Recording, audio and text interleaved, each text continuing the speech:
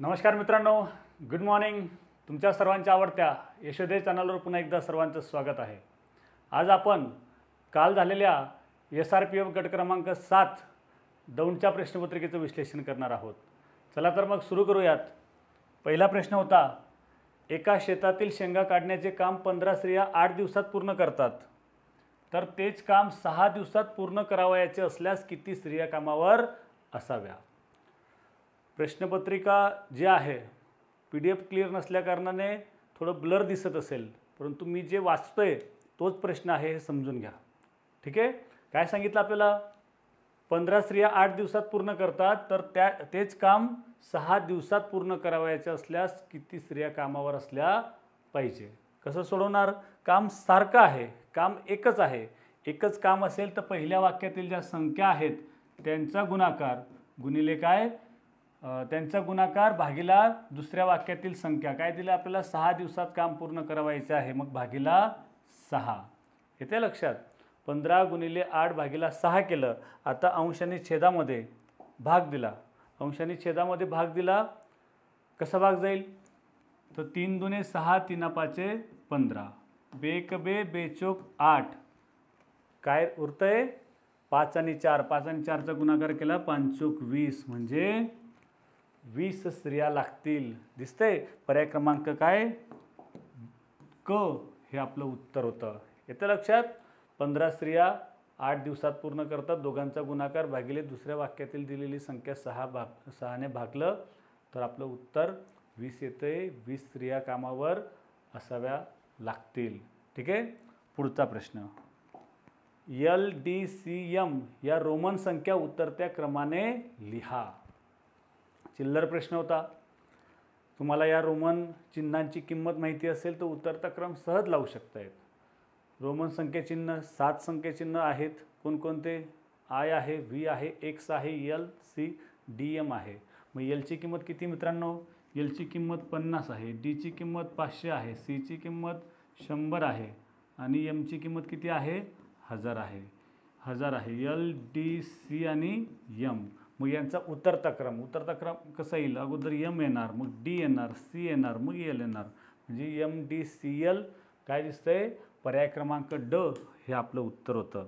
यानंतर बघा पुढचा प्रश्न कोणता होता, तर प्रश्न क्रमांक 3 बघा, मजेदार प्रश्न आहे. काय दिलं आपल्याला, 5 स्टार 4 स्टार 39 यांच्यामध्ये जो स्टार आहे त्या स्टारच्या जागी एक समान अंक असून त्यांच्या स्थानिक किमतीमधील फरक हा 19,800 रुपये आहे, तर तो अंक कोणता आहे. ओके. जर तुम्ही आपलं स्थानिक किंमत हे याच्यावर आधारित एक व्हिडिओ बघितला तर तुम्हाला सहज उत्तर देता येईल. 2 सेकंदाचं उत्तर होतं. प्रश्न वाचल्या फक्त इथे फरक जो आहे त्या फरकातला पहिला अंक बघितला की तुम्ही उत्तर दिलं असतं. पहिला अंक काय आहे, 1. त्या एकामध्ये 1 प्लस केला म्हणजे त्याची पुढची जी संख्या असते, पुढची संख्या म्हणजे आपलं उत्तर असतं. म्हणून एकाचा पुढचा अंक कोणता, 2. एकामध्ये 1 प्लस केले 2. 2 हा स्टारच्या जागी अंक असणार. कुठं दिसते 2, पर्याय क्रमांक अ मध्ये 2 उत्तर आहे. पण कसं ते समजून घ्या. बघा 5 स्टार 4 स्टार आणि 39 याच्यामध्ये बघा ही काय आहे, एक 6 अंकी संख्या आहे. त्या 6 अंकी संख्येमधील या स्टारच्या जागी एक समान अंक आहे. एक समान म्हणजे काय, दोन्ही ठिकाणी एक सारखा अंक आहे. इथे 3 असेल तर इथं 3, इथं 4 असेल तर इथंही 4. दोन्ही स्टारच्या जागी एक समान अंक आहे. तो अंक आता यांच्यापैकी बघा पर्यामधूनच असणार. 2 असणार, 3 असणार, 4 असणार किंवा 5 असणार. यांच्यापैकीच कोणता तरी एक असणार आहे. मग समजून घ्या. बघा 2 कसा आहे, तर इथे या 2 अंक घेतला, इथेही 2 अंक घेतला, तर या 2ची स्थानिक किंमत किती असणार मित्रांनो, तर 2वरती 1 2 3 4 4 शून्य दिले म्हणजे 20,000 याची किंमत असणार स्थानिक किंमत. आणि या 2ची तो शतक स्थानी आहे म्हणजे याची 2 असणार, 200 असणार. ठीक आहे. या 2ची स्थानिक किंमत 200 असणार. मग 20,000 आणि 200 मध्ये कितीचा फरक असतो रे मित्रांनो, 19,800. येतोय फरक. म्हणजे फरक एक लक्षात ठेवा, जो पहिला जो अंक आहे त्या अंकामध्ये 1 मिळवल्यावरती, येते लक्षात, अंकामध्ये काय असणार आहे, 1 मिळवल्यावरती उत्तर आपलं असणार आहे. म्हणजे आपल्याला फरक दिलेला होता 19,800, त्याच्यातला पहिला अंक 1, एकाचा पुढे 2 असतो, 2च हा अंक त्या स्टारच्या जागी असला पाहिजे हे समजून घ्या. 3 जर राहिला असता तर फरक लक्षात ठेवा, फरकामध्ये पहिला अंक हा 2च आला असता. 29,700 आपलं उत्तर आलं असतं. येतं आहे. 4 जर समजा तिथे त्या समान अंकाच्या जागेवरती स्टारच्या जागेवर 4 राहिला असता तर फरक किती राहिला असता मित्रांनो? तर लक्षात ठेवा 40,000 आणि 400 म्हणजे 39,600चा फरक दिला असता. म्हणजे पहिला अंक 3चा आपण 4 उत्तर लिहिलं असतं. कळतंय? ठीक आहे. पुढचा प्रश्न काय आहे? 6 अंकी सर्वात मोठी समसंख्येचे वाचन दर्शवणारा पर्याय कोणता आहे? मग आता कसं सोडवणार? पर्याय वाचणार का? अजिबात नाही. अगोदर काय करायचं? 6 अंकी सर्वात मोठी समसंख्या कोणती ते लिहायची. मग आता संख्या लिहिण्यासाठी काय सांगितलं आहे? जेवढे अंकी म्हटलं आहे तेवढ्या वेळेस 9 घ्यायचा. ती आपल्याला तेवढी अंकी सर्वात मोठी संख्या मिळते. म्हणजे आता 6 अंकी सांगितली म्हणून 6 वेळेस 9 लिहिला. 1 2 3 4 5 6 काय झालं? 9,99,999 ही 6 अंकी सर्वात मोठी संख्या झाली. परंतु आपल्याला आता सर्वात मोठी काय सांगितली? समसंख्या म्हटली. मग समसंख्या सांगितली असेल तर काय सांगितलं मित्रांनो? तुम्ही आपलं संख्येचं वाचन लेखन प्रकरण जर बघितलं, संख्येचं प्रकार बघितलं तर तुम्हाला त्या ठिकाणी सांगितलं आहे काय? सर्वात मोठी समसंख्या जर तयार करायची असेल तर शेवटचा जो 9 आहे त्याच्या जागेवर फक्त काय करा? आता सर्वात मोठा समअंक घेऊन टाकायचा. सर्वात मोठा समअंक कोणता असतो? 8 असतो. येते लक्षात? म्हणजे 6 अंकी सर्वात मोठी समसंख्या म्हणजे काय? आता हे पहिले 9 आहेत, 5 9 घ्यायचे, शेवटी एक 8 घ्यायचा. म्हणजे काय उत्तर लिहिलं मित्रांनो? 9,99,998 ही 6 अंकी सर्वात मोठी समसंख्या आहे. मग हिचं वाचन आता ह्या संख्येचं वाचन कसं? तर 9,99,998 कुठं दिसते? कुठं दिसते मित्रांनो? अगोदर 98 दिसला पाहिजे की नाही? मग 98 पर्यायामध्ये बघा. 98 जो आहे तो पर्यायामध्ये इथं 99 आहे. हे चालणार नाही, हे चालणार नाही. तर 98 बघा या दोन्ही ठिकाणी दिसतंय. या दोन्ही ठिकाणीमध्ये इथं अगोदर काय बघा, आता 9,99,000 दिसलं पाहिजे. इथं फक्त 99,000 आहे. येते लक्षात? म्हणजे हा पर्याय देखील कट झाला. तर चौथ्या पर्यायामध्ये आपल्याला दिसतंय बघा, या पर्यायामध्ये 9,99,998 ही आपली 6 अंकी सर्वात मोठी समसंख्या असणार. त्या समसंख्येचं वाचन पर्याय क्रमांक 4 असं करावं लागेल. समजतंय? ओके. पुढचा प्रश्न बघूया. प्रश्नपत्रिका जी आहे ती खूप मजेदार आणि चांगल्या काठिण्य पातळीची प्रश्नपत्रिका आहे. पुढचं बघा कसं आहे. 3/5 अधिक 8/11 अपूर्णांक, व्यवहारी अपूर्णांक संख्यांची बेरीज. सोपा प्रश्न आहे. कसा सोडवणार आहे मित्रांनो? छेद समान नाही आहे. छेद समान नसेल तर तुम्ही तिरकस गुणाकाराने देखील सोडवू शकतायत. म्हणजे काय? 11 किती? 11 त्रिक 33 अधिक 8×5 40 आणि छेदामध्ये छेदांचा गुणाकार 11×5 55. मग 40 आणि 33 झाले किती? 73. 73/55. कुठं दिसते 73/55? पर्याय क्रमांक ड मध्ये. पर्याय क्रमांक ड हेच आपलं उत्तर होतं. ठीक आहे. पुढचा प्रश्न बघा. काय दिसतं आपल्याला? 34,265च्या मागील ओके, इथे मागील असणार. हां, 34,265च्या मागील 11व्या समसंख्येची दुप्पट कोणती असा प्रश्न विचारला. घाई करायची नाही. काय आहे? 11व्या समसंख्येची दुप्पट. 11वी समसंख्या कोणती? तर मागील समसंख्या. 34,265च्या मागच्या 11वी समसंख्येची दुप्पट सांगितले. मग अगोदर काय करणार मित्रांनो? अगोदर पहिली समसंख्या शोधायची. पहिली समसंख्या कोणती असणार? तर 34,265 ही काय आहे? एक विषम संख्या आहे. मग त्याच्या मागची पहिली समसंख्या सांगायची असेल तर 1ने कमी होणार. 1ने कमी म्हणजे काय रे मित्रांनो? 34,264. 34,264 ही काय असणार? आपली पहिली काय? पहिली समसंख्या. हिच्या मागची 34,265च्या मागची पहिली समसंख्या 34,264. मग आता ही पहिली मिळाली आणि सांगितली काय? 11वी समसंख्या. मग पहिली आता एक आहे. मग राहिल्या किती मित्रांनो? 10. आता समसंख्येमध्ये काय असतं मित्रांनो? 2-2चा फरक पडतो. मग 10 संख्येमध्ये कितीचा फरक पडणार? तर 10 दुने 20चा फरक पडणार. सरळपणे 20 कमी करून टाकायचे. 4 0 गेले 4, 4 0 गेले 4, 6 2 गेले 4, 2 2 घेतला 4 3. 34,244 ही काय असणार? 34,265च्या मागची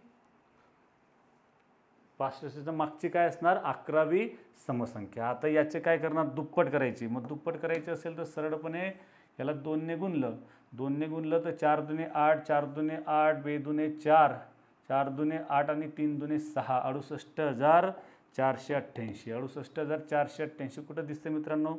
पर्याय क्रमांक 4मध्ये बघा, इथंच दिसते. पर्याय क्रमांक 4 68,488 ही आपली मागील 11वी समसंख्येची दुप्पट असणार. ठीक आहे. पुढचा प्रश्न बघू.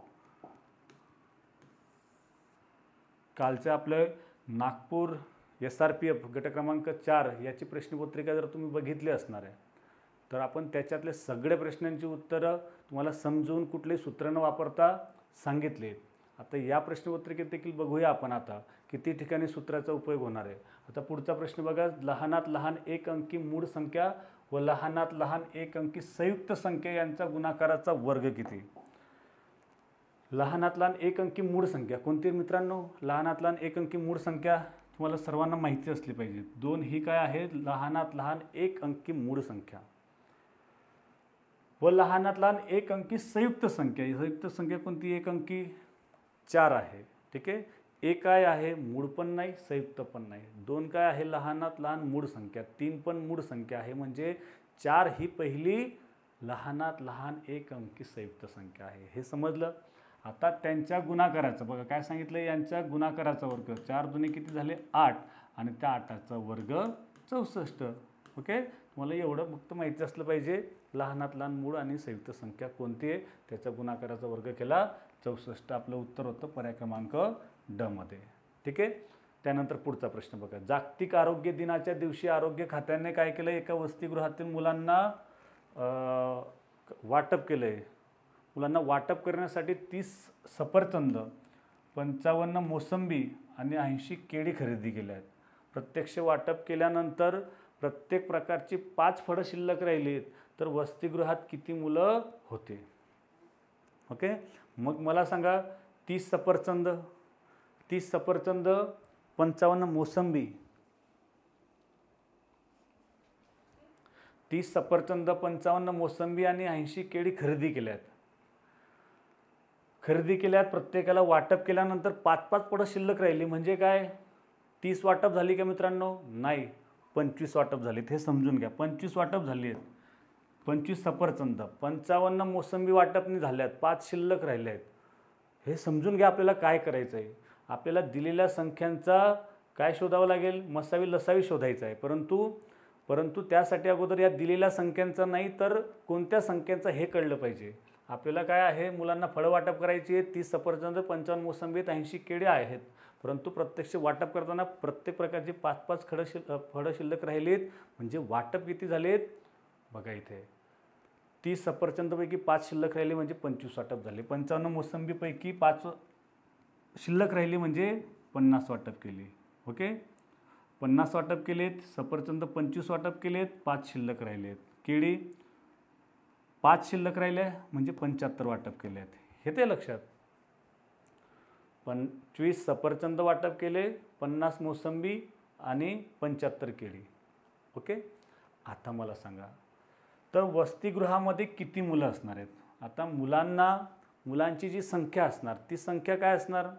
आता हे प्रत्येकाला सफरचंद पण जाणार, मोसंबी पण जाणार आणि केळी पण जाणार. ते समान याच्यामध्ये वाटप होणार की समान संख्येमध्ये वाटप होणार. मग समान संख्येमध्ये वाटप होणार म्हणजे याचा अर्थ काय मित्रांनो? अशी संख्या असणार की ज्या संख्येने 25, 50 आणि 75 या तिघांना त्या संख्येने या तिघांना पूर्ण भाग गेला पाहिजे. वसतिगृहातील जी मुलं असणार ती मुलांची संख्या ही या तिघांना भाग देणारी असणार. इथे 5-5 शिल्लक राहिली होती. प्रत्येक प्रकारचं काय केलं? मुलांना वाटप केले आणि त्याच्यामध्ये 5-5 शिल्लक राहिली होती ते कमी करून टाकले तर 25, 50, 75 एवढी वाटप केली. आता तिघांना भाग देणारी अशी संख्या शोधायची म्हणजे काय शोधावं लागेल? मसावी शोधावं लागेल. पहिल्याच सांगितलं मसावी किंवा लसावी आपल्याला शोधावं लागणार. मग आता या ठिकाणी आपल्याला अशी समान संख्या की तिघांना भाग देणार म्हणजे ती काय? मसावी. म्हणून 25, 50, 75चं मसावी काढलं तर काय येणार आहे मित्रांनो? तिघांना भाग देणारी संख्या 25 असणार. 25 एक 25, 25 दोन्ही 50, 25 त्रिक 75. वसतिगृहामध्ये 25 मुलं असणार. ठीक आहे. मग बघा 25 मुलं आहेत, सफरचंद वाटप केले, प्रत्येकाला एक एक फळ दिलं, 25 एक 25, किती शिल्लक राहणार मित्रांनो? 5. बघा सफरचंदाची 5 फळं शिल्लक राहतील की नाही. मोसंबीची फळं आपल्याकडे 55 आहेत, 25 मुलं आहेत, 25 दुने 50, प्रत्येकाला 2-2 फळं दिली तर काय होणार? 5 फळं शिल्लक राहणार, समजून घ्या. त्यानंतर 80 किडे आहेत, 80 मध्ये काय केलं? 25 विद्यार्थी, प्रत्येकाला 25 त्रिक 75, 3 काय दिले आपण? केळी दिल्या, उरतील किती? 5 केळी उरतील. 25 त्रिक 75, 25 मुलांना 3 प्रमाणे 75 केळी वाटप केल्या, उरल्या 5. येतंय. म्हणजे त्या वसतिगृहामध्ये काय असणार? किती मुलं असणार आहेत? तर 25 मुलं असणार. पर्याय क्रमांक ड आपलं उत्तर होतं. आता इथे 50, 75, 100चा तर काही संबंध नाही आहे. वसतिगृहामध्ये किती मुलं असणार आहे? तर 25 मुलं असणार आहे. 100 मुलं असतील तर त्यांना कुठून सफरचंद वाटप करणार? कोणत्या पद्धतीने आपण केळी वाटप करणार? त्याच्यावरून देखील तुम्ही सहज उत्तर द्यायचं होतं. ओके. त्यानंतर पुढचा प्रश्न बघा. आता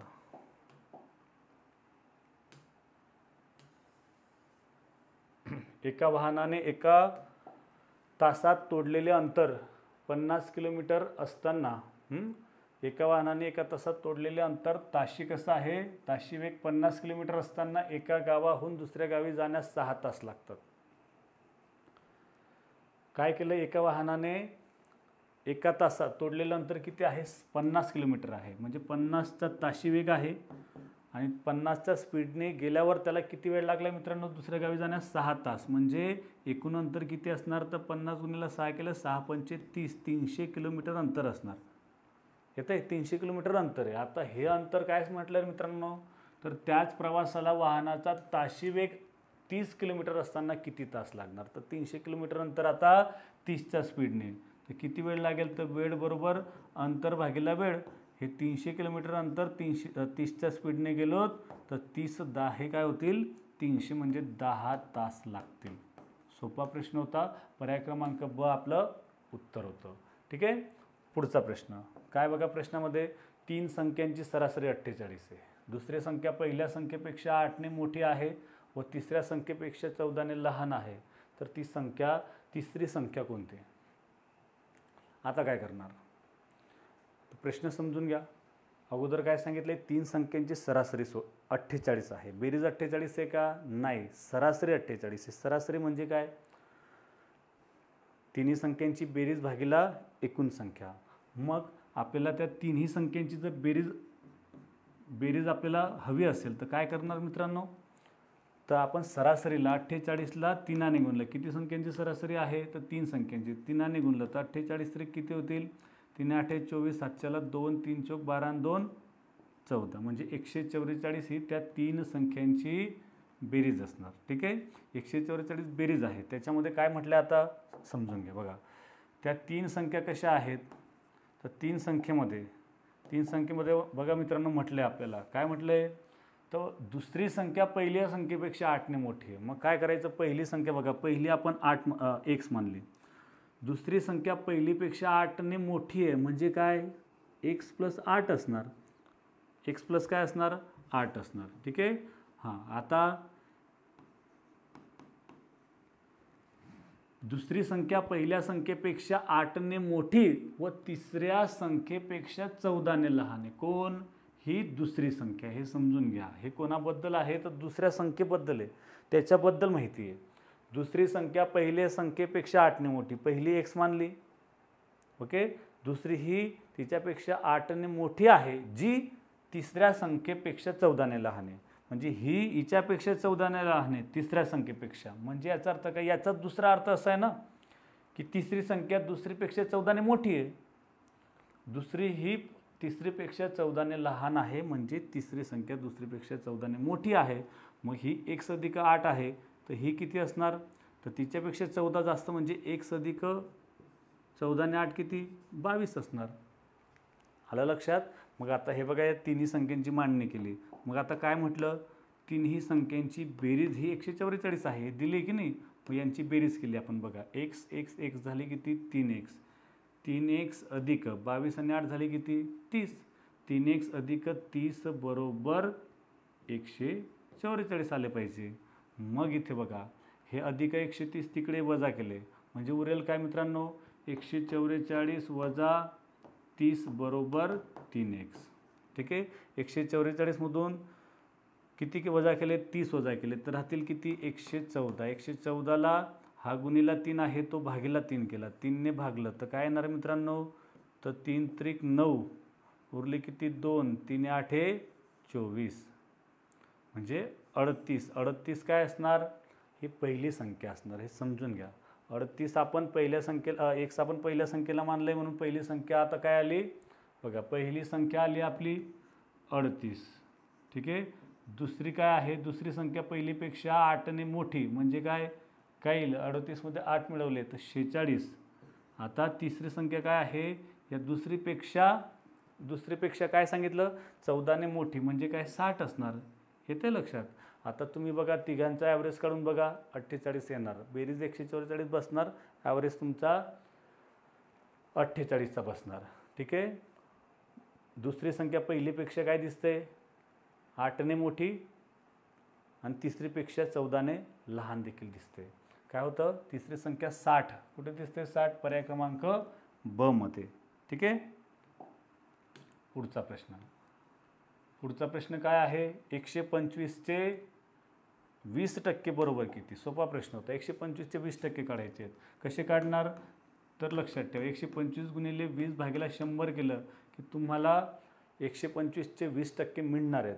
परंतु हेच तोंडी काढायचं असेल तर कसं काढणार, तर कोणत्याही संख्येचं एक शून्य कमी केला की 10% मिळतात. इथं शून्य नाही म्हणून पॉईंट दिला तर 12.5 हे 10% आहेत. मग 20% किती असणार, तर 12.5 हे 12.5 म्हणजे 12.5, त्याची दुप्पट किती असणार, तर तुमची 25 हे 125चे 20% असणार आहे. येते, इथे सोडवलं कसं भाग जाणार आहे मित्रांनो, हा 0 0 कट झाला आहे की नाही, 2 1 2 2 पंचे 10, 5 1 5 5 दुने 10 उरले 2, 5 5 25 म्हणजे 125चे 20% कुठूनही 25 येत आहेत.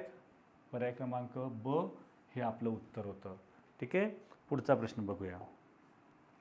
एका स्पर्धा परीक्षेमध्ये एकूण गुणांच्या 74% गुण मिळाल्यास परीक्षेतून अपेक्षित पदाकरिता निवड होते. परीक्षेचे एकूण गुण 1400 असतील तर निवड होण्यासाठी किमान किती गुण मिळालेले विद्यार्थी पात्र ठरतील. ठीक आहे, हां, मग आता हे कसं सोडवणार, सोपं आहे. काय, 74% गुण हवेत ना, म्हणून सरळपणे 1400चे 74% काढावे लागते. मग 1400 गुणिले 74 भागिले 100 होईल की नाही. 2 शून्य गेले, 2 शून्य गेले, काय असणार, एवढंच आहे, 74 गुणिले 14. मग 74ला 14ने गुणलं, 14 चौक 56, हातच्याला 5, 14 7 98, 98 आणि 5 किती असणार, 103 म्हणजे 1036 गुण लागतील. पर्याय क्रमांक कुठं दिसतं आपल्याला, ड मध्ये. ठीक आहे, पुढचा प्रश्न काय मित्रांनो, खालील पर्यायामध्ये मुद्दल व दराच्या जोड्या दिल्या आहेत. कोणत्या जोडीचे 1 वर्षाचे व्याज हे 3200 रुपये होणार नाही. काय म्हटलं आहे, 3200 रुपये होणार नाही. मग आता आपल्याला काय बघावं लागेल, जोड्याच बघाव्या लागतील. जोड्यामधनं सांगितलं की नाही की व्याज हे 3200 होणार नाही. मग इथे बघा, इथे काय दिसतंय, जोड्या दिसत आहेत, 4 जोड्या आहेत. या 4 जोडींमध्ये बघा आपण 3200 येण्यासाठी बघा जे अंक आहेत त्यांचा गुणाकार 32 आला पाहिजे, हे पहिलं लॉजिक आहे. म्हणून त्याच्यामध्ये पहिलं बघा, ज्या संख्या दिसत आहेत त्यांचा गुणाकार तर 32 येतोय का अगोदर, तर सोडतोने 32, इथं 32 येतोय, 4 8 32 इथं येतोय, 8 चौक 32 इथं येतोय, इथं बघा 4 1 4 इथं 4च येतोय. म्हणजे हा पहिला एक साधा तर्क आहे.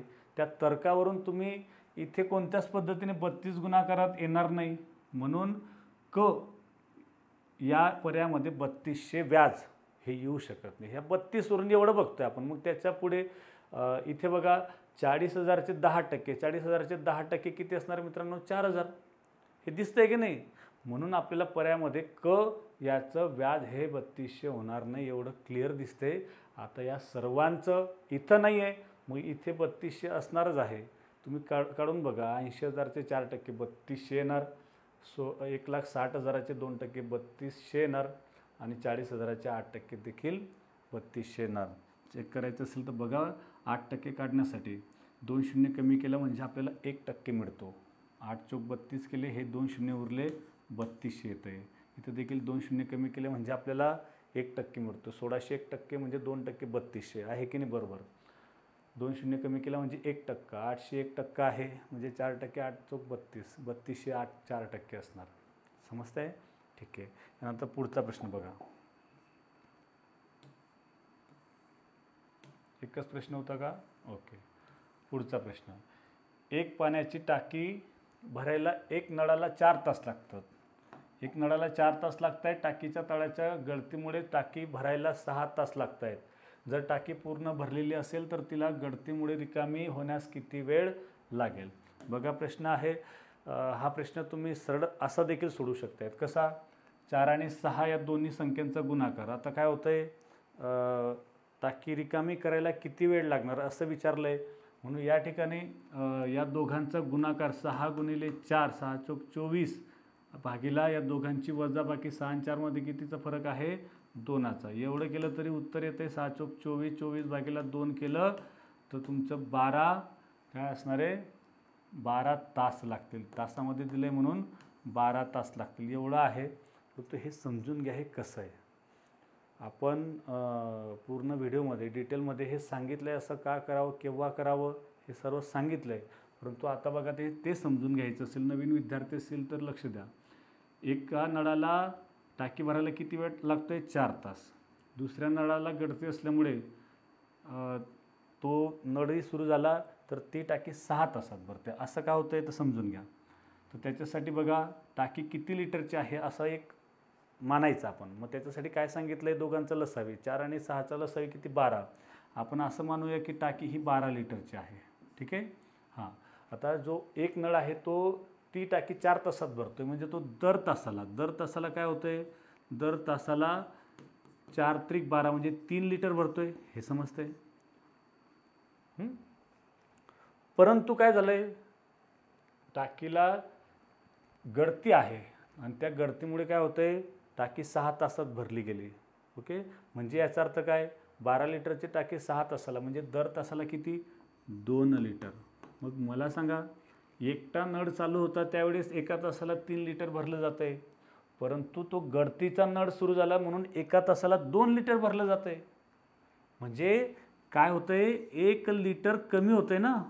म्हणजे याचा अर्थ काय? एका तासाला त्या गळती असलेल्या नळामधून एका तासाला 1 लिटर पाणी बाहेर जातं आहे. मग टाकी किती लिटरची आहे? 12 लिटरची. मग मला सांगा, 12 लिटरची टाकी रिकामी जर तो गळतीमुळे असणाऱ्या नळाला ती रिकामी करायची असेल त्या नळाने तर किती वेळ लागणार आहे? तर एका तासाला 1 लिटर कमी होतं आहे. तर 12 लिटरची टाकी मानली तर 12 तास लागतील की नाही?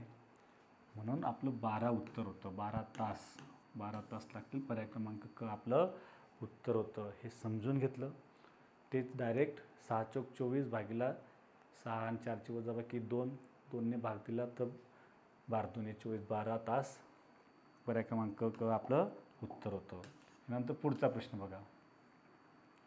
2 संख्यांची वजाबाकी 85 आहे व त्यांची बेरीज 85 आहे व त्यांची वजाबाकी 15 आहे. तर त्या संख्यांचे गुणोत्तर किती? मजेदार प्रश्न आहे.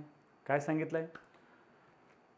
2 संख्यांची बेरीज आणि 2 संख्यांची वजाबाकी ही दिलेली असेल आणि त्या संख्यांचं गुणोत्तर काढायचं असेल तर काय सांगितलं आहे? त्या 2 संख्यांची बेरीज आणि वजाबाकी या दोघांची बेरीज करायची.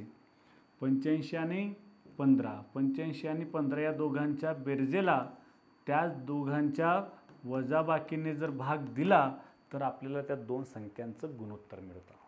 हे समजून घ्या. 85 आणि 15ची बेरीज केली 100 आणि वजाबाकी केली 85 आणि 15 गेले तर 70. 100 आणि 70चं गुणोत्तर काय येईल? 10:7 येतं आहे. त्या 2 संख्यांचं गुणोत्तर 10:7 असणार. मग आता हे काय केलं? हे सरावाने करण्याच्या गोष्टी आहेत. 2 संख्यांची बेरीज 2 संख्यांची वजाबाकी दिली असेल तर त्या बेरीज आणि वजाबाकीची बेरीज करायची आणि वजाबाकी करायची. त्या दोघांचं गुणोत्तर जे उत्तर येणार त्यांचं गुणोत्तर हेच त्या दोन संख्यांचं गुणोत्तर असणार आहे. ठीक आहे. चेक करायचं असेल तर काय, त्या दोन संख्या शोधायच्या असतील तर बघा कशा शोधल्या जाणार. बेरीज किती आहे, दोन संख्यांची बेरीज 85, फरक कितीचा आहे, 15चा आहे. मग त्या संख्या शोधायच्या असतील तर कशा शोधल्या जाणार, 85मधून 15 वजा केले, बेरीज किती आहे, 85 आहे. ठीक आहे. या बेरजेमधून 15 वजा केले तर किती भरतायत, 80. 70ला 2ने भागलं तर किती, 35. लहान संख्या बघा, लहान संख्या जी आहे ना ती असणार आहे 35 आणि मोठी संख्या कोणती असणार, या दोघांची बेरीज बघा, 85 आणि 15, 100. 100ला 2ने भागलं 50. 50 ही बघा मोठी संख्या आहे, 50 ही मोठी संख्या आहे, येतं आहे. आणि लहान 35 आहे. दोघांचं गुणोत्तर बघा, गुणोत्तर 5 आहे 50 आणि 5 7 35, 10 7 त्यांचं गुणोत्तर आहे. तुम्ही म्हणणार सर मोठी संख्या लहान संख्या शोधण्यासाठी असं का केलं, बेरीज करून भागीला 2, वजाबाकी करून भागीला 2, तर समजून घ्या की नाही. त्यांची बेरीज बघा, त्यांची बेरीज 50 आणि 35 आहे. 50 आणि 35 यांची बेरीज किती आहे, 85 आहे. 85 बेरीज आहे म्हणजे काय लक्षात येतं आहे की नाही, इथे 85 बेरीज आहे आणि इथे वजाबाकी कितीचं आहे, 15चा आहे. आणि आपल्याला या दोघी दिलेल्या आहेत, या दोन संख्या दिलेल्या आहेत. मग दोघांचा आता काय करायचं आहे, मोठी संख्या शोधायची असेल तर दोघांची बेरीज भागीला बघा 2 केल्यावर बरोबर मोठी संख्या मिळणार आपल्याला. आणि दोघांचं वजाबाकी करून बघा, वजाबाकी म्हणजे बेरजेचं आणि फरकाचं, या दोघांची वजाबाकी करून 2ने भागा बरोबर लहान संख्या आपल्याला मिळणार आहे. ठीक आहे. तुम्ही या पद्धतीने जाऊ शकताय किंवा डायरेक्टली बेरजेला आणि वजाबाकीला दोघांच्या बेरजेने दोघांच्या बेरजेला दोघांच्या वजाबाकीने भाग देऊन टाकला तरीही आपल्याला गुणोत्तर मिळतं. ठीक आहे. पुढचा प्रश्न बघा, एक माणूस आता त्याच्या मुलाच्या वयाच्या तिप्पट वयाचा आहे. 12 वर्षापूर्वी तो आपल्या मुलाच्या वयाच्या 4 पट वयाचा होता, तर मुलगा आता किती वर्षाचा आहे. ठीक आहे. काय सांगितलं आहे, 12 वर्षापूर्वी तो आपल्या मुलाचा 4 पट वयाचा होता, आता कसं आहे, तिप्पट वयाचा आहे. आज कसं आहे बघा, आज कसं आहे मित्रांनो, तिप्पट वयाचा म्हणजे काय, 3 आहे. आज त्या दोघांच्या वयांचे गुणोत्तर मुलगा आणि त्याचे वडील, ठीक आहे, 3 आहेत. वडिलांचं गुणोत्तर 3 तर मुलाचं 1 असणार. आता 12 वर्षापूर्वी कसं होतं रे मित्रांनो, वडिलांचं वय मुलाच्या वयाच्या 4 पट होतं, म्हणजे 4 त्यांचं गुणोत्तर होतं. समजतंय. हां. आता हे सर्व काय झालं, आज 3 पूर्वी काय, 12 वर्षापूर्वी 4. मग हे किती वर्षामध्ये, 12 वर्षामध्ये. जेवढे वर्ष असणार त्या तेवढ्या वर्षाला काय करायचं, तेवढ्या वर्षाला. आता आपण काय करूया, कोणाचं वय, आजचं वय विचारलं आहे म्हणून आजचं काय करूया, इथं याच ठिकाणी तिप्पट वयाचं आहे, हे तिप्पट वयाचं आहे, हे आजचं आहे. 12 वर्षी त्यांच्या वयाचं वय 4 पट वयाचा होता. ठीक आहे. आज काय आहे, 3. 12 वर्षापूर्वी कसं आहे, 4. मग हे 12 वर्षापूर्वीचा जो वयाचं गुणोत्तर असणार त्या वयाच्या गुणोत्तरामध्ये कितीचा फरक आहे, येते लक्षात, कितीचा फरक आहे, तर 4 पट आणि 1 पट म्हणजे 3 पटीचा फरक आहे. नवीन गुणोत्तरामध्ये जो फरक आहे त्या फरकाने गुणायचं आणि भागीला काय करायचं, भागीला सरळपणे या दोघांमध्ये बघा कितीचा फरक आहे, 1चा फरक आहे, 1ने भाग द्यायचा. 12 36, 36 भागीला 1 केलं तर 36 1 36, 36 हे उत्तर आलं. 36 म्हणजे काय, हे तुमचं आजचं एका भागाची किंमत म्हणजे काय, आजचं त्या मुलाचं वय आलं. 1 भाग कोणाचा आहे, हे मुलाचं आहे, म्हणजे मुलाचं आजचं वय काय असणार मित्रांनो, 36 असणार. ठीक आहे. 36 वय हे मुलाचं आजचं वय आहे. चेक करायचं असेल तर समजून घ्या बघा कसं, मुलाचं आजचं वय 36, मुलाचं आजचं वय 36 म्हणजे वडिलांचं वय मुलाच्या तिप्पट, 36 3 किती होणार आहे मित्रांनो, 108. 108 वय काय आज, वडिलांचं 108, 36 3 108. आता 12 वर्षापूर्वी बघा, 12 वर्षापूर्वी मुलाचं वय काय असणार मित्रांनो, 24 आणि वडिलांचं 108मधून 12 वजा केले तर 96.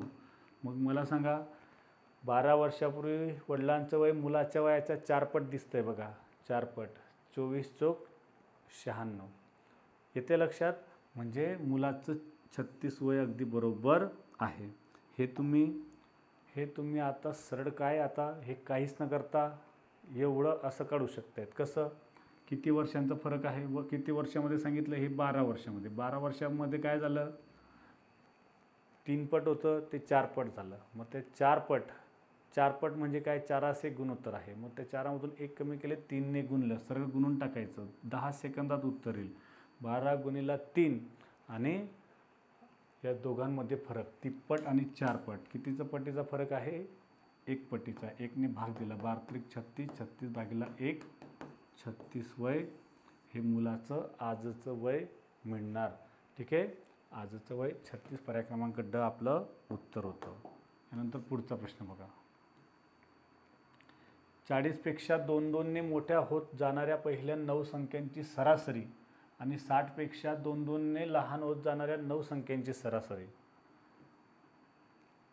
खालीलपैकी अनुक्रमे कोणत्या असतील. ओके, हां. आता 40पेक्षा 2-2ने मोठ्या होत जाणाऱ्या पहिल्या 9 संख्यांची सरासरी. 40पेक्षा 2-2ने मोठ्या होणाऱ्या म्हणजे कोणत्या मित्रांनो, 42, 44, 46, 48, 50 या संख्या दिसत आहेत. पुढच्या 9 संख्या यांची सरासरी आणि 60पेक्षा आता 2-2ने कमी होणाऱ्या 2-2ने कमी होणाऱ्या 9 संख्यांची, लहान होत जाणाऱ्या 9 संख्यांची सरासरी खालील पर्यायामध्ये कोणती असणार आहे. मग बघा मित्रांनो, आता 40पेक्षा 2-2ने मोठ्या होणाऱ्या ज्या पुढच्या 9 संख्या असतील, या तुम्हाला समजलं कोणत्या असणार, 42, 44, 46. 42पासून काय असणार मित्रांनो, 42पासून तुमचे काय असणार, तर 9 सांगितल्यात म्हटल्यावर 9 दुने 18, 18 ॲड केले तर 40 आणि 18 झाले किती, 58. म्हणजे 42पासून तर तुमच्या 58पर्यंतच्या या संख्या असतील. आणि पुढच्या काय असणार मित्रांनो, 60पेक्षा लहान म्हणजे काय, 2-2ने म्हणजे पहिली असणार तुमची 58 आणि शेवटची काय असणार आहे मित्रांनो, तर शेवटची तुमची 9 दुने 18 कमी केले, 60मधून 18 कमी केले तर 42. दिसतंय तुम्हाला, म्हणजे संख्या त्याच येणार मित्रांनो. 42 ते 58 आणि इथून 58मधून 42 म्हणजे 42 ते 58 सारख्याच येत आहेत. मग यांची सरासरी काय असणार, दोघांची सरासरी सारखीच येईल हे समजून घ्या. संख्या त्याच आहेत, वेगळ्या नाही आहेत. समजते, संख्या त्याच आहेत म्हणून सरासरी देखील सारखी. मग सरासरी सारखा असणार पर्याय बघा, पर्याय क्रमांक ब मध्ये आपल्याला दिसत आहे. मग 50-50 सरासरी येणार आहे का, तर येणार आहे. कशी येणार, तर तुम्हाला क्रमवार संख्यांची सरासरी काढायची असेल, क्रमवार आहेत की नाही, आता 42, 44, 46 या 2-2च्या फरक असणाऱ्या समसंख्या आहेत, त्यांची सरासरी काढायची असेल तर पहिली संख्या अधिक शेवटची संख्या. 42 आणि 58 झाली किती, 100 आणि भागीला 2. पहिली संख्या अधिक शेवटची संख्या भागीला 2 केलं की आपल्याला सरासरी मिळते. म्हणून 100 भागीला 2 केलं तर 50. यांची सरासरी बरोबर 50 भरणार आणि यांची देखील तेवढीच 50च भरणार. तुम्ही बेरीज करून भागीला एकूण संख्या 9 करून बघा, बरोबर आपलं 50 उत्तर येणार. ठीक आहे, म्हणजे दोघे सारखं सरासरी 50-50 असेल, ब आपलं उत्तर होतं. पुढचा प्रश्न, 11 ते 20 पर्यंतच्या संयुक्त संख्यांची बेरीज 1 ते 10 पर्यंतच्या मूळ संख्यांची बेरीज यांच्यातील फरक किती. 11 ते 20 पर्यंतच्या संयुक्त संख्यांची आणि काय 1 ते 10 पर्यंतच्या मूळ संख्यांची बेरीज यांच्यातील फरक. मग तो काढणार कसं मित्रांनो, तो बघा समजून घ्या. आता 1 ते 10 पर्यंतच्या मूळ संख्या या तर तुम्हाला माहिती असणार आहे कोणत्या आहेत, 2, 3, 5 आणि 7. या 1 ते 10 पर्यंतच्या मूळ संख्या त्यांची बेरीज 7, 5, 12, 12 आणि 3, 15, 15 आणि 2, 17. ही बेरीज मूळ संख्यांची 1 ते 10 पर्यंतच्या. आता 11 ते 20 पर्यंतच्या संयुक्त संख्या, मग संयुक्त संख्यांची काढणार कशी, तर अगोदर बघा तुम्ही संख्या देखील लिहू शकतायत. संख्या लिहून घेतल्या तर जास्त ताण नाही, परंतु ते तोंडी काढायचं असेल तर बघा कसं होईल, तर 11 ते 20 पर्यंतच्या अगोदर मूळ संख्या कोणत्या आहेत बघा, कोणत्या आहेत, 11, 13, 15 आणि 17 आणि 19 या तुमच्या काय आहेत 11 ते 20 पर्यंतच्या मूळ संख्या. 11, 13, 17 आणि 19 यांची बेरीज केली तर बेरीज केल्यावर तुम्हाला 60 उत्तर येणार. 60 बेरीज भरणार. कशी बेरीज भरणार, तर बघा 11 ते 20पर्यंतच्या या संख्यांची अगोदर सरासरी किती असणार आहे, तर बघा या सरासरी ॲव्हरेज यांचं मधली संख्या 15 भरते. 11, 13, 17, 19 ॲव्हरेज 15 येतोय. 15 गुणिले एकूण संख्या 4 केलं तर 60 बरोबर भरणार. तुम्ही बेरीज करून बघा 60 येणार. 60 आले. आता बघा 60 काय केलं आपण आता 60मधून काय केलं तर 11 ते 20च्या पूर्ण संख्यांची बेरीज किती भरते. तर 11 ते 20 संख्यांची बेरीज तुम्हाला माहिती असली पाहिजे. किती भरते 155 भरते. 155 ही टोटल बेरीजच भरणार. चेक करायचं असेल तर करू शकतायत. आपला व्हिडिओ बघितला तर तुम्हाला काय केलं कशी बेरीज आली ते समजणार आहे. 2-4 पद्धतीने सांगू शकतोय. त्याच्यातलं बघा तुम्हाला समजणारी पद्धत कशी 1 ते 20 संख्यांची बेरीज किती भरते तर 20 गुणिले 21 टोटल संख्या 20 त्याला 21ने गुणलं 20 गुणिले 21 भागीला 2 केलं तर 2 20 21 गुणिले 10 केलं 210. 210मधून पहिल्या 10 संख्यांची बेरीज बघा किती भरते मित्रांनो. पहिल्या 10 संख्यांची बेरीज 55. हे तर माहितीच असणार. 10 गुणिले 11 11 10 110 भागीला 2 55. नैसर्गिक संख्यांची बेरीज करताना जेवढ्या संख्या असतात त्याला त्याच्या पुढच्या संख्येने गुणून भागीला 2 केलं की आपल्याला त्यांची बेरीज मिळते. 210 काय झाले पूर्ण 20 संख्यांची. त्याच्यामधून पहिल्या 10 संख्यांची वजाबाकी करून टाकली तर किती भरते मित्रांनो 55 वजा केले तर 155 ही टोटल बेरीज आहे. 155मधून या मूळ संख्येची बेरीज 60 वजा केले 155मधून 60 गेले तर 95 ही संयुक्त संख्यांची बेरीज असणार. आता हे सर्व तुम्ही संयुक्त संख्या लिहून देखील बेरीज करू शकतायत. ठीक आहे. तुम्ही संयुक्त संख्या लिहून काढा त्यांची बेरीज करून टाका तरी देखील चालतं आहे. आता 95 आणि 17 यांच्यामध्ये कितीचा फरक असणार तर यांची वजाबाकी करून टाका. 95मधून 17 वजा केले 5तनं 7 जाणार आणि 15तनं 7 गेले 8 आणि 8तनं 1 गेला किती असणार 7. ओके. 1 उसणार दिला 8 उरले होते 8तनं 1 गेले 7 म्हणजे 78 ही तुमची वजाबाकीतला फरक असणार आहे. पर्याय क्रमांक ब आपलं उत्तर होतं. ठीक आहे. पुढचा प्रश्न काय सांगितलं आता 56 0 45 बघा काय दिसतंय 56 0 0 म्हणजे स्टार आहे. स्टार 45 आणि काय म्हटले 3 स्टार 5 9 आणि 8 यांच्यामध्ये वजाबाकी केल्यावरती उत्तर काय दिलेलं आहे 19 147. ठीक आहे. मजेदार प्रश्न आहे.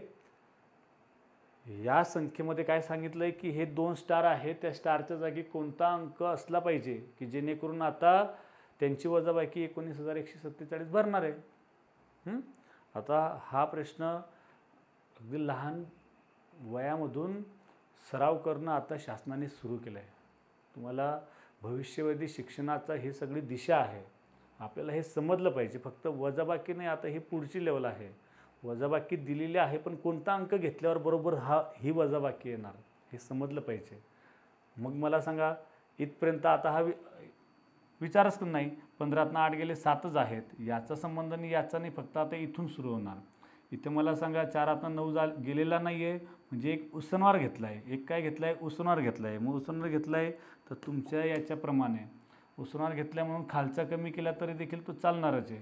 म्हणून 5च्या ऐवजी काय आहे आता 4 आहे. ठीक आहे.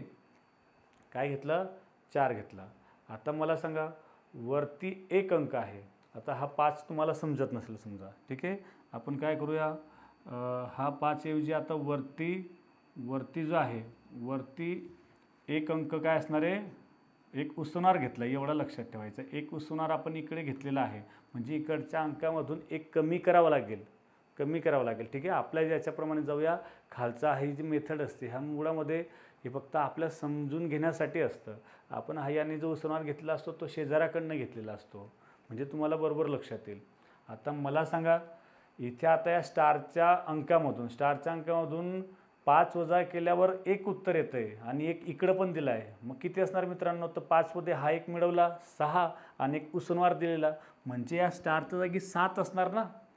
थोडं समजून घ्या. आता तुम्ही पर्यायावरनं देखील उत्तर देऊ शकतायत परंतु पर्यायामध्ये न देता तुम्हाला हे असं समजलं पाहिजे की इथं बघा या 4मधून 9 जात नव्हते म्हणून आता याने काय केलं आहे, शेजाऱ्याकडनं उसणार घेतलं आहे. ठीक आहे. हां, म्हणजे काय, 4मधून नाही तर या 4ने पण इकडे दिलेला आहे उसणार, परंतु याने फक्त याच्याकडनं 1 घेतलेला आहे, एवढं लक्षात असू द्या. म्हणून आता 7मधून 1 याला दिलं, उरले 6, 6मधून 5 गेले तर उरला 1, एवढंच येऊ शकतंय. इथे खाली 1 आहे, म्हणून वरचा अंक जो आहे तो 5पेक्षा काय असणार, मोठा तर असणारच आहे. लहान राहिला असता तर सरळपणे काय राहणार, एकदा 4 राहिला असता तर फरक 9चा खाली 9 राहिला असता, म्हणजे 5पेक्षा लहान अंक तर नसणार. 6, 5, 7 सर्व काय आहेत, 5पेक्षा कमीत कमी 5 किंवा 5पेक्षा मोठे असणारे अंक आहेत. कोणता, 7. मग पुढे जाऊया बघा, इथं 7 आहे तर खाली पण 7 असणार आहे का बरं, बघूया. मग आता 7ने तर इथे उसणार घेतलेले नाही आहेत, समजतंय की नाही, 7ने उसणारच घेतलं नाही. 7 5पेक्षा मोठा आहे, 7ने उलट याला 1 दिलेला होता, म्हणून उसणार घेण्याचा संबंध नाही. पुढे बघा 6च आहे, 6मधून 7 जाणार नाही, मग 6ने काय केलं, या 5कडनं 1 उसणार घेतला, म्हणजे काय 16 झाले, 16तनं 7 गेले बरोबर 9 आलेला आहे. आणि इथे 1 उसणार दिला, 4 उरले, 4तनं 3 गेलं, 1 उरलेला आहे. येतं आहे. ठीक आहे. म्हणजे काय, स्टारच्या जागी पर्याय क्रमांक क मध्ये 7 आहे आणि 7 आपलं उत्तर असणार आहे, पर्याय क्रमांक क. ठीक आहे. आता बघा पुढचा प्रश्न, 7495 ग्रॅम हे पुढीलपैकी कोणत्या पद्धतीने लिहिता येईल. ओके, कोणत्या पद्धतीने लिहिता येईल. मग हे आजसाठी काय करावं लागेल, तर पर्यायच बघावे लागतील. मग पर्यायामध्ये बघा आता काय दिसतं आपल्याला, 74.95 हेक्टो आहेत, 7.495 डेका आहेत, 74,950 डेका आहेत आणि 749.5 किलो आहेत. ओके, मग यासाठी बघा काय माहिती असलं पाहिजे आपल्याला सर्वांना. ग्रॅमपेक्षा पुढचं एकक कोणतं असतं मित्रांनो, ग्रॅम नंतर डेका असतं. ग्रॅम नंतर कोणतं असतं, डेका. डेकानंतर हेक्टो असतो. कोणतं असतं, हा हेक्टो. आणि मग किलो असतं. आणि तुम्हाला सर्वांना माहिती असलं पाहिजे, काय माहिती असलं पाहिजे, की आता इथे जसजसं इकडे जाणार तशी किंमत कशी होणार आता, म्हणजे ग्रॅमपेक्षा डेकाचं वजन जास्त असणार, त्यापेक्षा हेक्टो आणि मग किलोचं. म्हणजे इकडनं जर आपल्याला इकडे यायचं असेल तर 1 किलो म्हणजे काय असतं, 10 हेक्टो असतो, 100 डेका असतात आणि 1000 ग्रॅम असतात, म्हणजे 1 शून्य वाढत जातो, हे तुम्हाला माहिती आहे.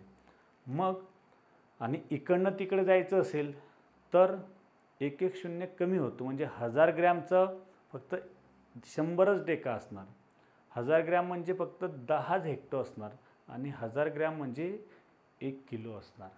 म्हणजे 10ने भाग जाणार, इकडे येताना 10ने गुणत जायचं, तिकडे जाताना 10ने भाग देत जायचं. मग इथे 7495 हे काय आहेत, ग्रॅम आहेत.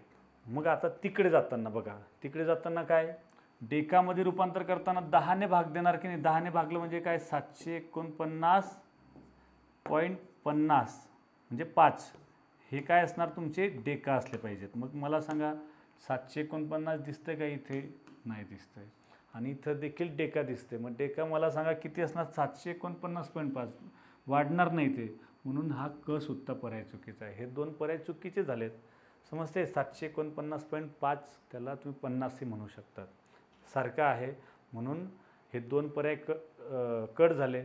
आता पुढचं बघा, इथे 749.5 किलो असणार का, तर नाही, ते सुद्धा नसणार का.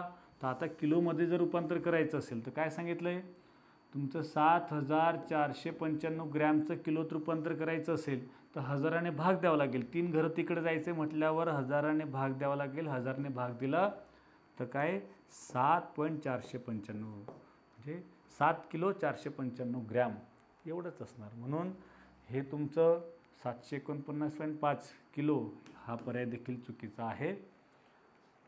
जो पर्याय आहे तो अगदी बरोबर आहे. कसा, तर 7495 ग्रॅमला हेक्टोत रूपांतर करायचं आहे, किती घरं जायचं आहे, 2 घरं, म्हणजे 100ने भाग द्यावा लागेल. 100ने भाग दिला तर बरोबर पॉईंट कुठे येणार, या ठिकाणी, म्हणजे 74.95 एवढे हेक्टो भरतील जे बरोबर पर्याय क्रमांक अ मध्ये दिसतंय. ठीक आहे. खरं तर हे सगळं आपल्याला सविस्तर समजून घेतलं पाहिजे. समजलं पूर्ण मापन जे आहे हे समजून घेतलं तर हा प्रकार सहज सोडवता येणार आहे. ठीक आहे. पण तरी देखील आपण समजून देण्याचा प्रयत्न इथं केला आहे. पुढचा प्रश्न बघूया. पुढच्या प्रश्नात काय सांगितलं आहे? 4.25चा सममूल्य अपूर्णांक कोणता? मजेदार प्रश्न आहे. 4.25चा सममूल्य अपूर्णांक. सममूल्य म्हणजे काय? किंमत समान येणार, म्हणजे 4.25 एवढी किंमत येणार असा अपूर्णांक आपल्याला सांगायचा आहे. मग मला सांगा, पहिल्यामध्ये 25/4 आहे, याची किंमत येईल का रे मित्रांनो? 4×7=24, 6 पॉईंट दरम्यान येणार. तेवढी किंमत येणार नाही, म्हणजे हा सममूल्य नाही. 1/4 हा येणार नाही, याची तर किंमत 0.25 आहे. 4/25 याची देखील, याची तर 0 मध्येच याची पण येणार. इथं बघा दिसतंय 17/4 जो आहे ना, याची किंमत बघा 4×4=16, 4 उरले किती? 1 घेतला 0 दिला पॉईंट, 4×2=8 उरले किती? 2 घेतला 0, 4×5=20, 4.25 एवढी किंमत येते. म्हणजे काय? याचा म्हणजे सारखी समान मूल्य असणारा हा अपूर्णांक आहे. पर्याय क्रमांक ब हे आपलं उत्तर होतं. आता पुढचा जो प्रश्न आहे तो सोपा होता. 2345 × 891 गुणाकार आहे, दुसरं काहीच काय नाही. गुणाकार केला तर तुम्हाला बरोबर पर्याय क्रमांक अ मधील गुणाकार मिळणार. गुणाकार करा, येईल बरोबर. ठीक आहे. पुढचा 18च्या सर्व विभाजकांचा गुणाकार किती? आता हा प्रश्न तुम्ही गुणाकार करून देखील सोडवू शकतायत आणि थोडं तर्क लावला, पर्याय काय आहे त्याच्यानुसार देखील सोडवू शकतायत. तर्क काय म्हणतोय? तर 18चे जे विभाजक आहेत ते बघा अगोदर. कोणते 18चे विभाजक? विभाजक म्हणजे भाग देणाऱ्या संख्या. 18ला कोणकोणत्या संख्येने पूर्ण भाग जातो? 1ने जाईल, 2ने जाईल, 3ने जाईल, 6ने जाईल, समजतं ना? 4ने जाणार नाही, 5ने जाणार नाही, 6ने जाईल, 7ने जाणार नाही, 8ने जाणार नाही, पुढे 9ने जाईल आणि 9 नंतर डायरेक्ट 18ने जाईल. हे सर्व 18चे काय आले? 18चे विभाजक. आता या विभाजकांचं काय म्हटलं रे मित्रांनो? विभाजकांचा गुणाकार किती असणार आहे? मग तुम्ही या सर्वांचा गुणाकार करत बसा. गुणाकार केला तो तुमचा 5832 एवढा गुणाकार येणार. आता हा गुणाकार बघा, लॉजिक काय म्हणतंय? काय लॉजिक आहे? तर मला सांगा 36 गुणाकार येईल का रे मित्रांनो? तर 18×2=36 एवढं इथं 36 होतं आहे. पुढे गुणीला 3 केलं की 36पेक्षा पुढे गेलं की नाही? म्हणजे हा पर्याय कट झाला. दुसरा पर्याय मला सांगा. आता 18×2=36, 36 त्रिक किती होतात? 108. 108ला 6ने गुणलं तर काय झालं? आता 600च्या पुढंच गेलं की नाही? 600 700च्या पुढे, म्हणजे 162. हा देखील पर्याय इथे कट होतोय. होतंय का? सहज सांगू शकतायत. मग आता उरतं काय मित्रांनो? हे 2च पर्याय आहेत. या 2 पर्यायामधून गुणाकार न करता फक्त तर्काचा आधार आहे. बघा, तर्काचा आधार काय म्हटलं मित्रांनो? यांच्या शेवटी 3 कोणत्या पद्धतीने येणार? समसंख्यांचा गुणाकार केल्यावर आपल्याला एकक स्थानी कधीही विषम अंक येत नाही. तुम्ही कोणत्याही 2 समसंख्या घ्या, 2 घ्या की 1, म्हणजे एक जरी समसंख्या असली, समसंख्यांचा गुणाकार हा कधीही लक्षात ठेवा समच असतो. विषम गुणिले सम करा, सम गुणिले सम करा. एक जरी सम असल्या, 4-5 संख्येमध्ये एक जरी सम असली तर गुणाकार हा तुमचा समच येणार. हा पहिला गुणधर्म लक्षात ठेवायचा आणि फक्त तेवढ्यावरून तुमचा हा गुणाकार जो आहे पर्याय क्रमांक 3 मधला हा येणार नाही. येतंय? 18 ही सम आहे, त्यांच्या विभाजकाचा गुणाकार विषम येणार नाही. याच्यावरून हा पर्यायाचं उत्तर लिहायचं नव्हतं. म्हणून ब एवढंच एक पर्याय होता. तुम्ही गुणाकार करत बसा. या सर्वांचा गुणाकार 5832 भरणार. ठीक आहे. पुढचं बघा. 2 अंकी संख्येत 7 हा अंक नसलेल्या संख्या किती? ठीक आहे. आतापर्यंतचे जे प्रश्न होते ते काय होते की 2 अंकी एकूण संख्या किती, 2 अंकी 7 हा अंक असलेल्या संख्या किती, इथपर्यंतचे प्रश्न होते. परंतु आता पुढचा प्रकार आहे काय आहे, 2 अंकी संख्येमध्ये 7 अंक नसलेल्या संख्या किती. मग मला सांगा आता, बऱ्याच जणांनी बघा या भावाने सुद्धा उत्तर इथं 80 लिहून काढलं आहे आणि ते उत्तर चुकीचं आहे. कसं चुकीचं आहे, तर पहिलं बघा, पहिलं काय, 2 अंकी म्हटले, मग 2 अंकी संख्या किती आहेत मित्रांनो, तर 2 अंकी संख्याच आपल्या 90 आहे. टोटल 1 ते 100मध्ये बघा, 1 ते 100मध्ये ज्या 100 संख्या आहेत त्या 100मध्ये 1 अंकी बघा, 1 अंकी 9 आहेत. येत्या लक्षात, पहिल्या 9 संख्या या काय आहेत, 1 अंकी आहेत. 100 ही 3 अंकी आहे, म्हणजे उरल्या किती आता, 1 अंकी 9 आणि ही एक 3 अंकी 1, म्हणजे 10 वजा केल्यात तर राहतं काय, 90 या तुमच्या 2 अंकी संख्या आहेत. मग या 2 अंकी संख्येमध्ये बघा 7 हा अंक नसलेल्या विचारल्यात. नसलेल्या या मोजत बसायचं का, नाही, अगोदर असलेल्या किती हे बघायचं. तर तुम्हाला सर्वांना हे माहिती असलं पाहिजे की 1 ते 100मध्ये 7 हा अंक किती वेळा येतो, 2 अंक किती वेळा येतो, 1 अंक 0 हा अंक किती वेळा येतात, हे सर्व माहिती असलं पाहिजे. मग किती असतात, तर 20 असतात. 1 ते 100मध्ये 7 हा अंक 20 वेळा येतो. मग या भावाने ते 20 वजा करून टाकले, 80 उत्तर लिहून काढले. परंतु आता इथे बघा 7 हा अंक किती वेळा आहे असं नाही विचारलंय, 7 हा अंक नसलेल्या संख्या किती. मी माझं वाक्य समजून घ्या, 1 ते 100मध्ये 7 हा अंक 20 वेळा येतो. हे वाक्य एक आहे. दुसरं वाक्य काय आहे, 1 ते 100मध्ये 7 हा अंक असलेल्या संख्या 19 आहेत. समजते मी काय म्हणतोय, 7 हा अंक 20 वेळा येतो, परंतु 77मध्ये इथे काय 2 वेळा येतोय ना, म्हणून संख्या ज्या आहेत त्या 1 ते 100मध्ये फक्त 19 येतात. हे 1 ते 100मधल्या झाल्या, त्याच्यातली 7 ही काय आहे, 1 अंकी आहे. समजते मला काय म्हणायचं आहे, 7 ही 1 अंकी संख्या आहे, म्हणजे ही 1 अंकी वजा जर केली तर 18 संख्या असणार. काय, 7 हा अंक असलेल्या संख्या येते. हां, मग 7 हा अंक असलेल्या संख्या 18 काय, 2 अंकी. मग 2 अंकी टोटल संख्या किती मित्रांनो, 90. मग 90मधून काय करावं लागतील, ही 18 जर वजा केले तर 72 अशा संख्या असणार की ज्याच्यामध्ये 7 हा अंक नसणार. 7 अंक नसलेल्या संख्या 72 असणार. पर्याय क्रमांक ड आपलं उत्तर असणार आहे. समजते, ठीक आहे. पुढचा प्रश्न आहे का, नाही आहे. तर अशा प्रकारे काय केलं आपण, SRPF गट क्रमांक 7 दौंडच्या प्रश्नपत्रिकेचं विश्लेषण केलं. आजचा व्हिडिओ कसा वाटला तुम्हाला कमेंट्स करून नक्की सांगा. व्हिडिओ आवडला असेल तर लाईक करायला, शेअर करायला विसरू नका आणि असेच नवनवीन व्हिडिओ पाहण्यासाठी आपलं चॅनल सबस्क्राईब देखील करून टाका. इथेच आपण थांबूया. धन्यवाद.